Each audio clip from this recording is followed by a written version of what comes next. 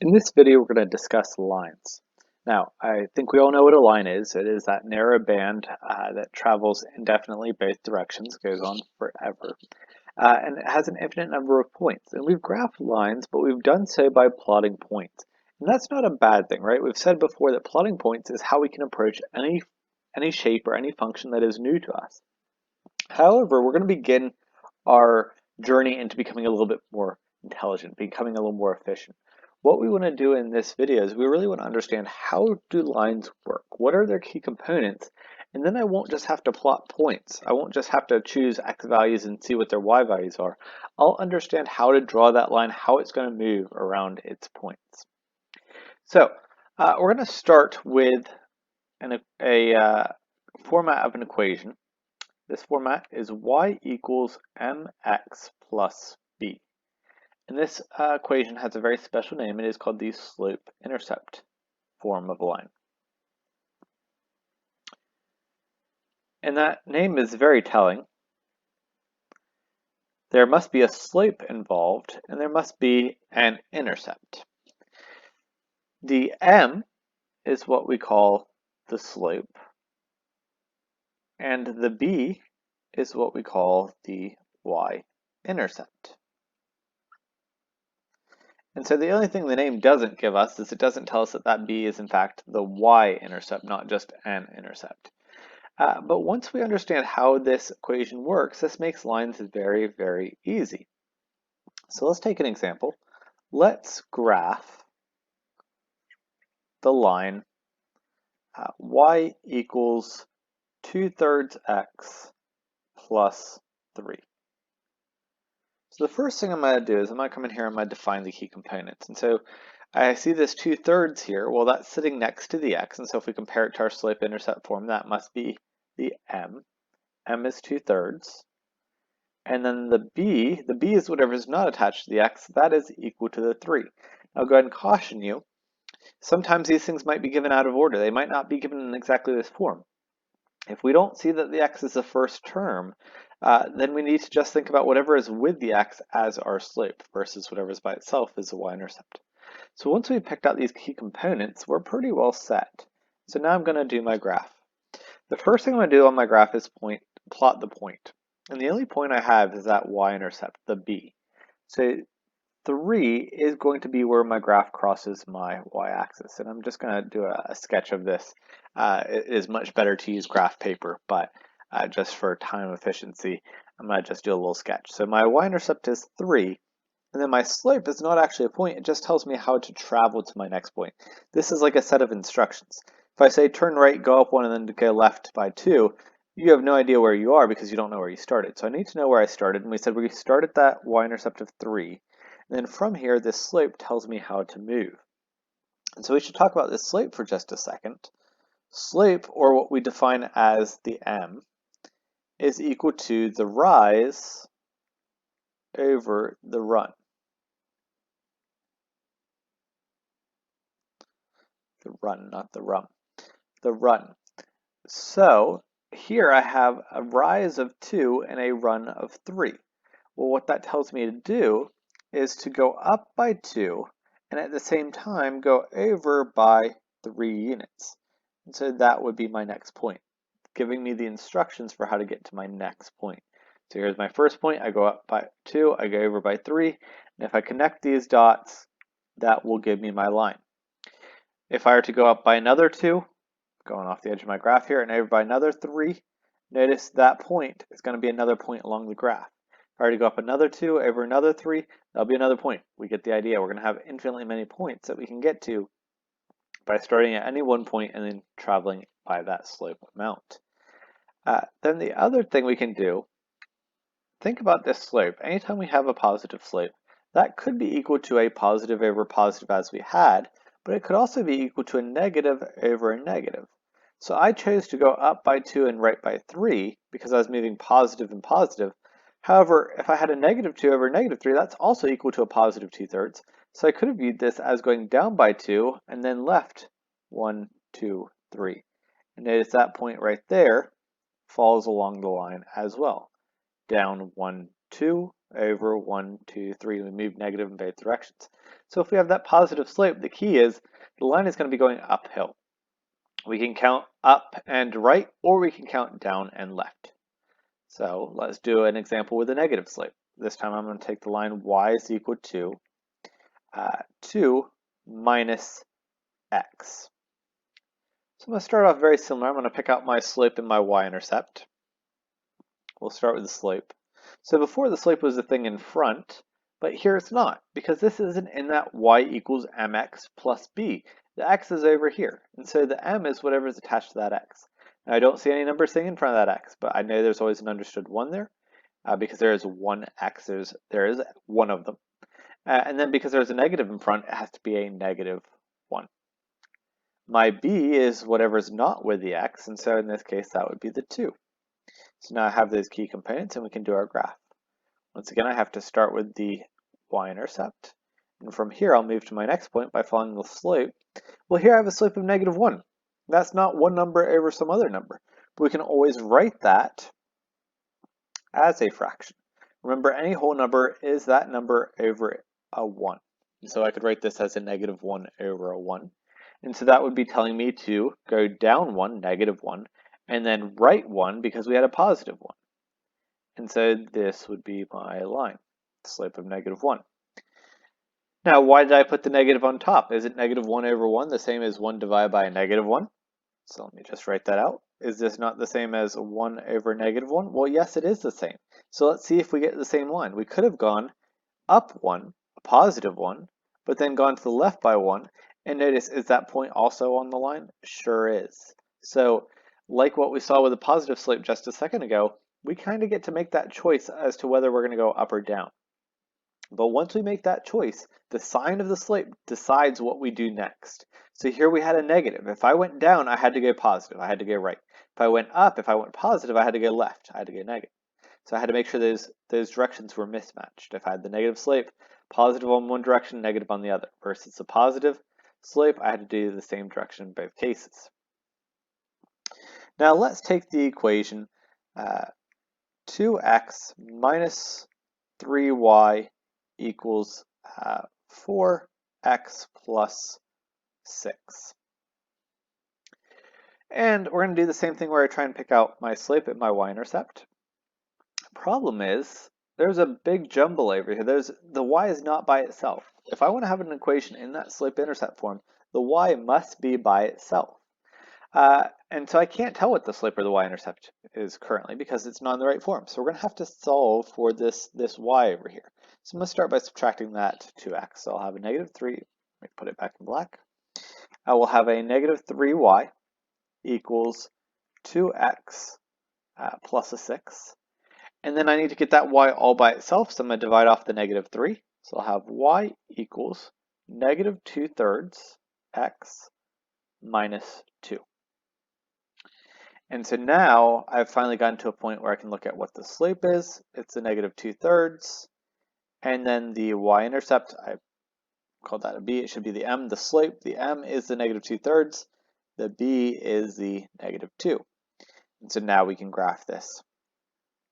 First thing I need to do is go to my y-intercept, the negative 2. And then from here, I'm going to follow my slope. So I'm going to go down by 2 more.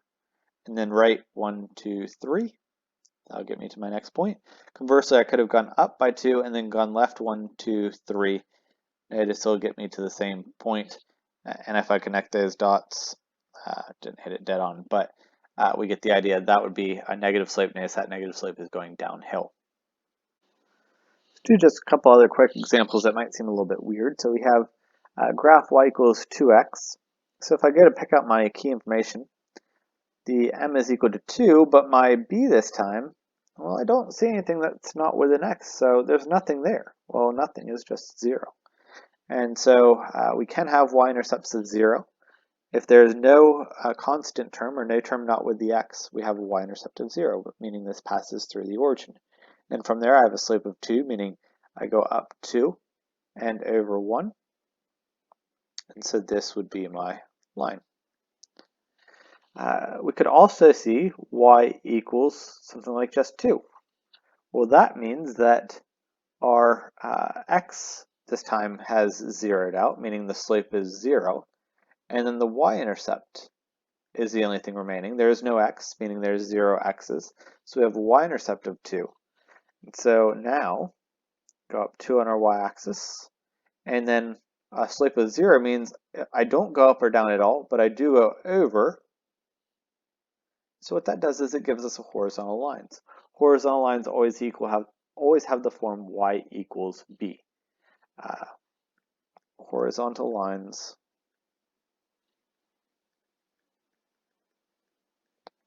always have the form y equals b, where b is just that y-intercept, but there's no x there because the slope is just 0. And then finally, let's take one more example, one more simple example, x equals 2. Well, this is a little bit confusing because there's no y in it whatsoever. There's no way I can read off a slope. There's no way I can read off a y-intercept. And this one's not in that slope-intercept form, and we can't put it into the slope-intercept form because there's no y. So what this is giving us, if we think about what this means, it's saying x is always equal to 2.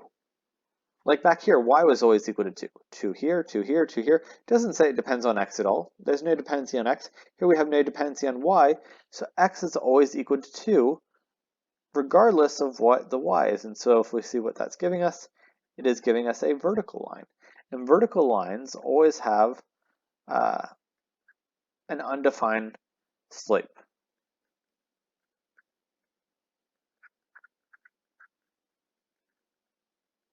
If we think about why that would be, we're going up and down as much as we want to, but we're not going left and right, meaning the run is 0, and anything over 0 is undefined.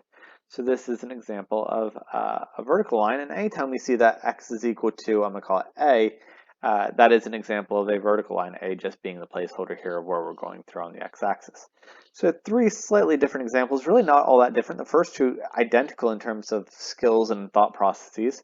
The last one's a little bit different because we haven't seen anything that's not a function, that it's not passing our vertical line test. It is a vertical line test, so vertical lines are not functions and they behave a little differently. They don't have that slope element there, or their slopes are undefined.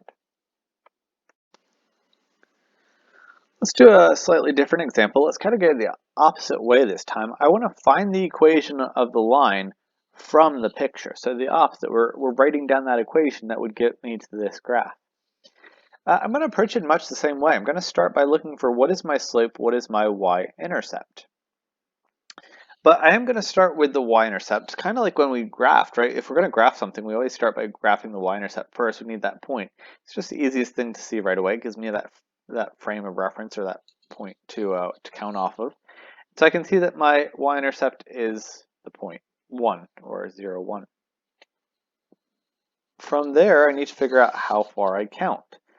And so I can see that I'm going down by 1, and I'm going to the right by 4. So that means my rise, I went down 1, so rise of -1, and then my run, I went to the right by 4, so -1 over 4, or we could write that as just -1/4. We could have also said we're going up by 1 and to the left by 4, still a -1/4. Well, now I have all the components. I need to write out that equation y equals mx plus b. And I'm just going to plug things in. I have the -1/4, and I have the +1. And there's my equation. Y equals -1/4 x plus 1. Just need to make sure I match everything up right. So that's relatively easy. Let's say rather than having the picture though, we are just given information about the line and we want to write out that equation. So here we have write the equation of a line that passes through the points 2, 4, and 1, 6. Well, we don't have the graph given. We can't see what the y-intercept is. So I would really like to use this y equals mx plus b that we've been dealing with, the y equals mx plus b, because that's what we're comfortable with. But it's just not going to work out in this case because we don't know what the y-intercept is, and we also don't know the slope. So we're going to need to have a little bit more information here. We're going to need to go over a few formulas first. So let's start there. We've already defined slope-intercept form as y equals mx plus b. That is only one of the forms of an equation of a line. We have another form called the point slope form. In the point slope form, y minus y1 equals mx minus x1. Now we see that slope come into play again. M is the same. But rather than having to be given the y-intercept exactly, we just have the point x1, y1. So this has a point and a slope. Slope of m, and it passes through the point x1, y1. So we don't have to know what that y-intercept is like we did in the previous example. We don't have to just plug that in. We have to just know any point along that line. We can use this equation right here. However, in the example I just wrote up, we don't have the slope still. In both equations, we need the slope, and that's pretty universal. If we're going to write out the equation of a line, slope-intercept is a lot of times the easiest to use because we have that very direct information. Point slope is easiest to create the line because we don't have to have that exact information. We can just create any point. But notice in both cases, we need that slope. So that's pretty important information. So we've already defined the slope, which we call m, to be the rise over the run. But what if I want an equation for that? So rise, how would we find the rise? Well, in the last example, what we did is we literally counted down. We said, well, we went down by 1, and then how much did we go over? And it's easy to count from 0, but we don't have to count from 0. It doesn't have to be that we always start at the y-intercept. It could be I choose to start at some point down here, and I say, well, from here to here, how much did I move? Well, if I want to think about falling from, say, 2 to 1, how far did I fall? Well, I fell by 1. How did I get that? I subtracted the two numbers. And then over that fall from 2 to 1, how far did I move side to side? Well, I'd have to look at what is this x value, what is this x value, and I'd have to subtract those two x values. So we can always calculate the rise as y2 minus y1. And then the run is x2 minus x1. Now, what do I call x1 and versus x2? Which one is 0.1 versus 0.2? It doesn't matter because lines are infinite. They go in both directions infinitely. So it doesn't matter what point I call x1, x2. These are all just points on a line. This is just a formula that helps me. It says, hey, I have to be consistent, right? That's the key. I have to be consistent. If I start with this point right here, I have to start with it on the bottom too. Or if I start with the y-coordinate at this point, I have to start with the x on the bottom. So I need to be consistent. Y is always go on top, and I need to be consistent in terms of points. So let's do this. Let's calculate the slope first. So again, we said this isn't going to help us. We need to calculate the slope first. So we have the 2 points, 2, 4, and 1, 6. Doesn't matter which one I define to be 0.1 and 0.2. I'm just going to call this 0.1. I'm going to call this one 0.2. Could I have done this backwards? Absolutely. We'll see why that is in just a second. So let's calculate the slope. That means if I'm going to start with 0.2, I need to start with the 6, the y-coordinate. Now subtract off the y-coordinate of the first point, or the 4.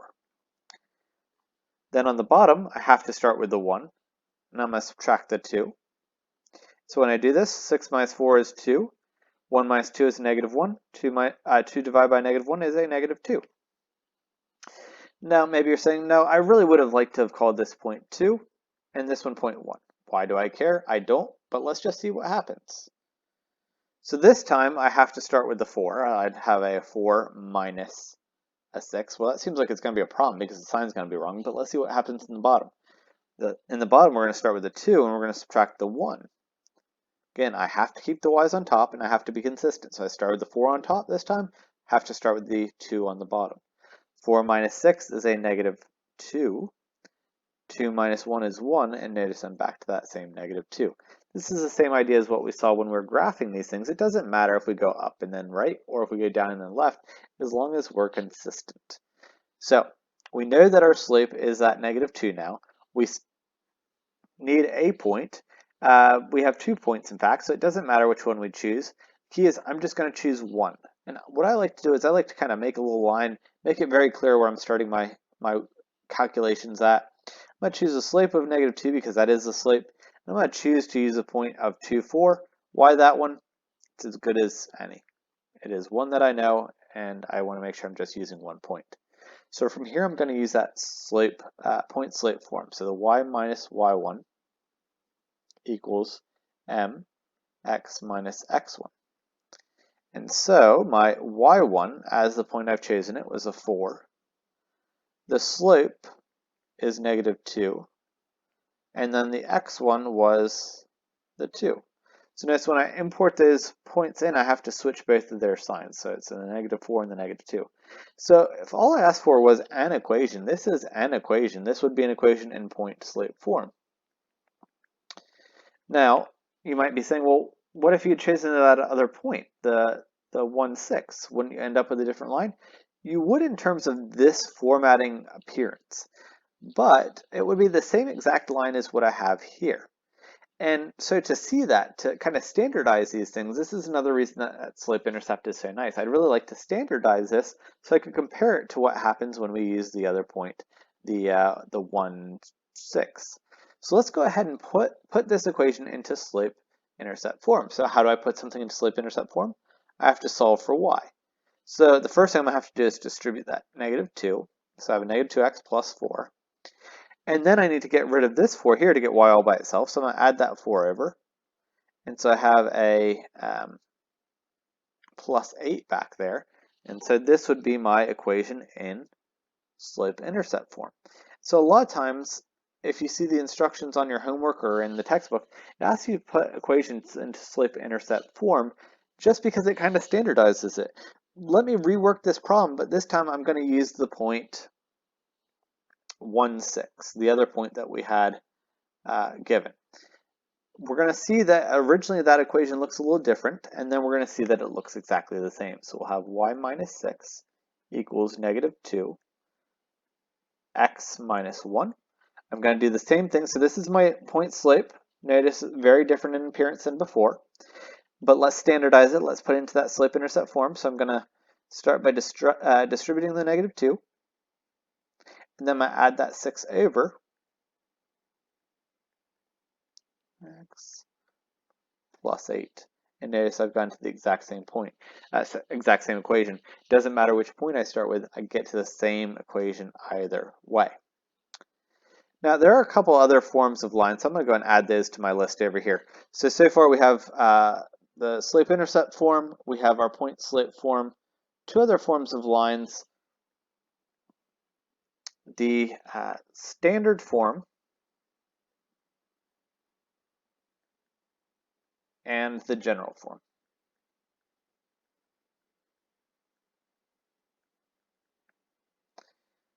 So standard form, ax plus by equals c. General form looks very similar, ax plus by plus c equals 0. So for standard general form, we see that there is a lot of overlap. We have this constant a and b and c. Standard form, we have the x and the y on one side, the constant on the other.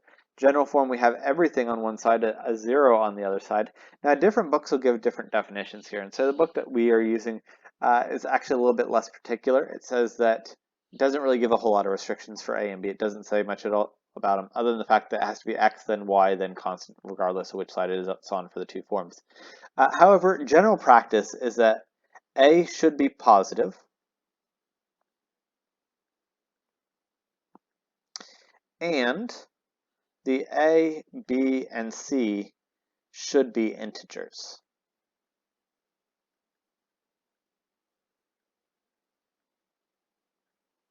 Meaning they're whole numbers. So if the homework asks for one of these to be written into standard or general form, it kind of depends on the definition the textbook is choosing. Best thing to do is turn them all into integers, make that a as positive. But if you kind of get a little bit lazy, sometimes the book won't take off for it, or the homework might take off for it because there's not necessarily a precise definition there at all times. So the A, the B, and the C, I should talk about what they're referring to or what they help us find. The answer to that is absolutely nothing. Point slope and slope-intercept form are very nice because they have exact meanings every single time. A, B, and C, we could come up with a formula for what they mean or how to find the slope or the y-intercept off of them, but they don't have a direct meaning. We're going to use these two forms a lot more in other forms of equations. So there's a standard form of a circle, a general form of a circle, standard form of a quadratic equation, general form of a quadratic equation. I can do this all day long. So these have a lot more meaning down the road. Standard form generally things are factored out a little bit more. The x's and y's are on one side, the constants on the other side. General form, everything's set equal to 0, everything's multiplied out. Because this is linear, you can't see if it's factored and multiplied out anyways. These two are relatively unimportant for lines, and so I'm not going to really do a whole lot with them. You might see them once or twice, but I'm going to ignore them for the most part. I just want to introduce you to those. Standard and general form will be important just outside of lines. Now, if I take this equation and wanted to put it into, say, the general form, it's easiest to kind of go in this progression. Always start with your point slope, then go to slope intercept. Then to go to the general form, I just want to take that x term and move it over to the other side. So I'd have 2x plus y equals 8. And forgive me, I'm saying general form, but this is clearly the standard form, because remember, when it's equal to a value, that is the standard form. So from our slope intercept, we went to standard form first. We got it set equal to our constant. And then from here, I'm going to go to the general form, because then I'm going to get everything set to one side. And so I'm going to move this 8 to the left-hand side. So we have 2x plus y minus 8 equals the 0. And now, because it's set equal to 0, that is our general form. And so honestly, it doesn't really matter whether you're going to standard form or general form first. We could have moved both things over at once. Just to clean this 8 up, that's an 8. We could have moved both the 2x and the 8 over at one time and gone to that general form. So again, they're kind of easily obtainable from the slope intercept form. Standard form, we have it set equal to the value. The general form is when we have it set equal to 0.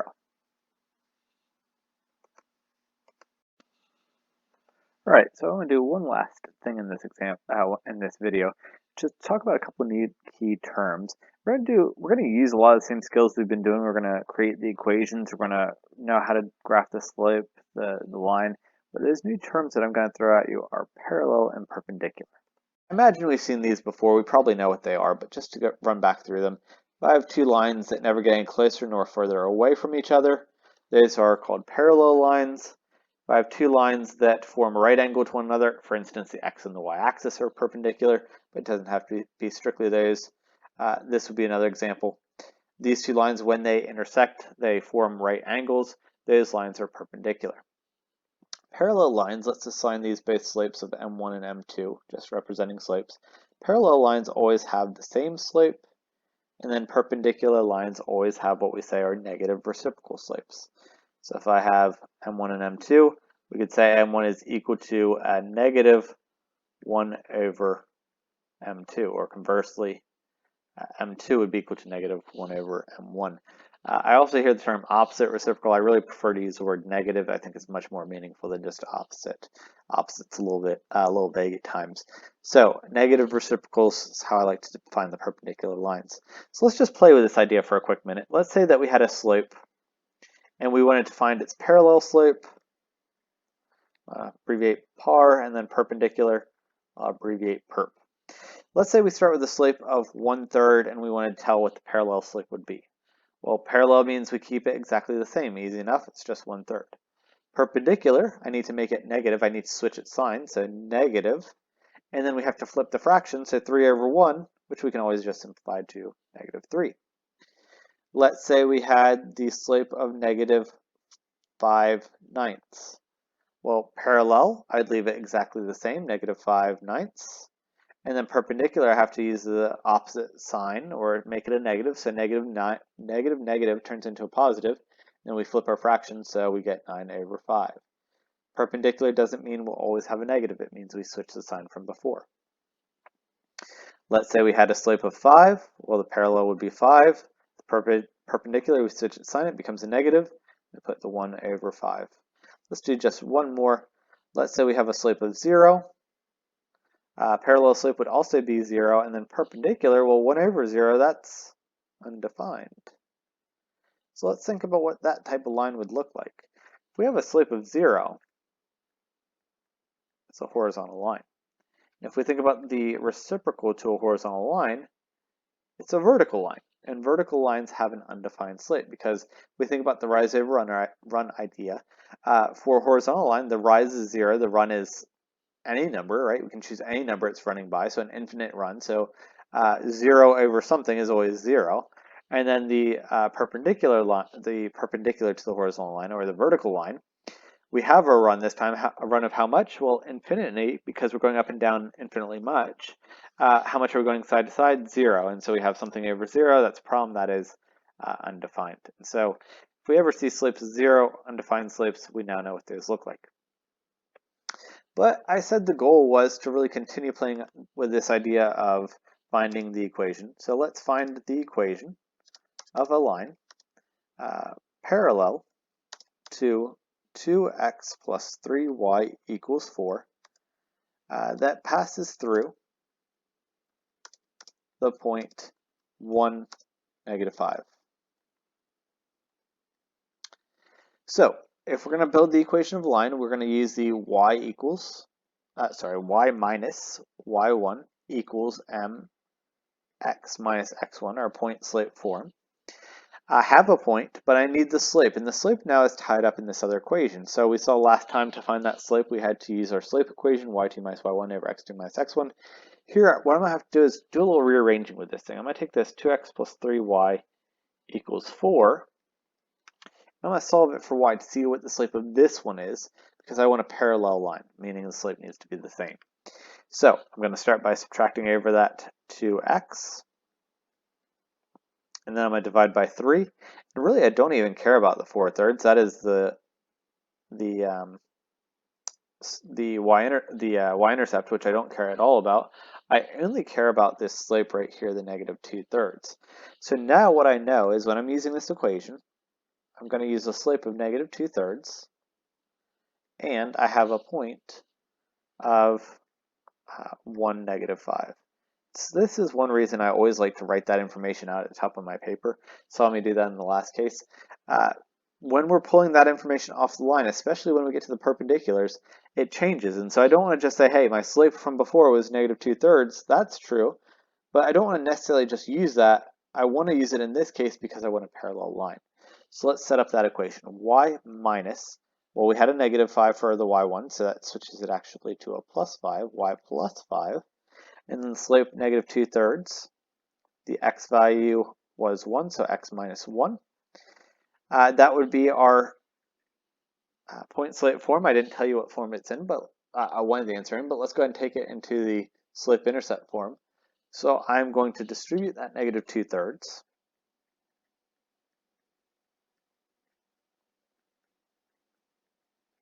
And then I will take that 5 and subtract it over. So I'm going to need a common denominator, which will be 3, obviously, and so this would be 15/3. So I have 2/3 minus 15/3, well, that would be negative 13/3. So there is my equation in slope-intercept form. Let's do one last example, this time with the perpendicular line. So let's find the equation of the line perpendicular to the line 2x plus 5y minus 1 equals 7 that passes through the point negative 1, 0. So I'm going to start by looking for the slope of this line. Well, to do that, I need to get it into the correct form, so I'm going to do a little rearranging. I'm going to start by moving the non-y terms away from y, so 2x and the 1, I'm going to move them to the other side. So I'll have 5y equals, add the 1 over, that gives me 8 minus 2x. Really don't care about the 8. Then I divide by the 5, and so I get 8/5, which I still don't care about. And then I have a slope of negative 2/5. And so the slope of this old line is 2/5, but that's not the slope I'm going to use because I want the perpendicular line. So I'm going to write out my information. The slope I'm going to use, I have to use a negative reciprocal, so negative negative turns into a positive, and the reciprocal of 2/5 is 5/2. And my point is the point negative 2, 0. So now I have everything I need to create my equation. Y minus negative 2 turns into a plus 2 equals 5/2 x minus 0. Even if we're going to leave this in point slope form, I could do a little cleanup by just simplifying that plus 0. So I'd have y plus 2 equals 5/2 x. And then I'm going to subtract that 2 over, and so y is equal to 5 halves x. Then we'll have minus the 2. And so there would be our equation. So now that we have the slope and a point, we can go ahead and write our equation into the point-slope form. We'd have our y minus y1, which in this case our y1 is 0. And we set that equal to the slope, which we just found to be the 5 halves. Because we had to use that negative reciprocal, remember we switched the sign, switched the fraction. And then we have our x minus the x value is given, which was negative 2. So when we take an x minus negative 2, that turns into an x plus 2. And so here is our point slope form. But if I want to write that in terms of the slope intercept form, I would need to multiply out, and then conveniently enough, y minus 0 is just y, so we don't have to do anything with that. All I need to do here is just multiply that 5 halves, so we get y to be 5 halves x plus a 5. And there we have it. And so there's our equation. That's it, we're done. We've now found an equation given the perpendicular line. So lines, we need to make sure that we're comfortable finding the slopes, discussing what a y-intercept is, but then also using these different forms of a line to be able to find the equations or to standardize things a little bit to write them in terms of that slope-intercept form.